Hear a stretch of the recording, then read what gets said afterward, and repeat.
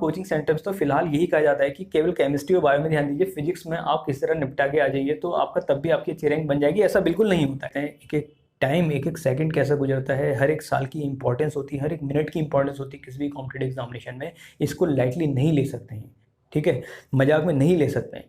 Competition की value केवल वही समझ सकता है जिसने सही में कंपटीशन के लिए अपने साल दिए हों, अदरवाइज उसके अलावा और कोई नहीं समझ सकता। ठीक है, आप लोगों की फीलिंग क्या है, आप लोगों ने किस हद तक एफर्ट किया है, मैं समझ सकता हूँ। कितना स्वेट, कितना अपना हार्डवर्क, घर से बाहर रह के, कुछ कितने स्टूडेंट घर से बाहर रह के आपका हॉस्टल पीजी में आपका रहते हैं, उसके बाद उनका साल भर क्या कहते हैं पूरा एफर्ट रहता है। ठीक है, कितने 1 साल लगाते हैं, 2 साल लगाते हैं, 3 साल लगाते हैं, मैं आपकी सिचुएशन को समझता हूँ। ठीक है, लेकिन ऐसा पहली बार हुआ जब स्टूडेंट को मैंने आपका इतनी टफ सिचुएशन में देखा, रोते हुए देखा एग्जामिनेशन सेंटर में। ठीक है, तो स्टूडेंट्स ये आप लोगों के लिए ज़रूरी भी है, इस सिचुएशन को फेस करना ज़रूरी है।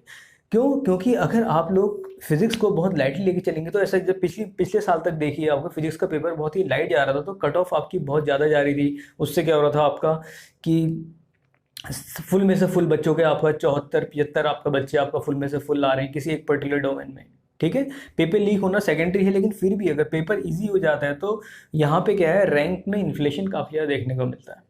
ठीक है, तो पेपर का लेवल टफ होना बहुत जरूरी, क्योंकि फिजिक्स का लेवल अगर टफ नहीं होगा, क्योंकि यही एक ऐसा सब्जेक्ट होता है जिसमें आप लोगों की एक्चुअल क्या होती है, आपका सिलेक्शन डिपेंड करता है। ठीक है, नीट के स्टूडेंट कि जो आपका होता है रैंक होती है, आपका फिजिक्स से ही रैंक डिटरमाइन की जाती है आपका। ठीक है, अगर इसमें आपके अच्छे कॉन्सेप्ट बन जाते हैं, आप अच्छे से सॉल्व करके आते हैं, तो एक अच्छा लेवल देखने को मिलता है आपका कंपटीशन का, एक हेल्दी कंपटीशन देखने को मिलता है।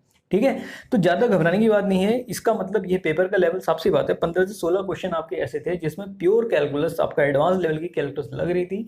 ठीक है, चाहे वो आपका हाइड्रोस्टैटिक्स से जनरेटेड थे, सरफेस एनर्जी से रिलेटेड क्वेश्चन थे आपका।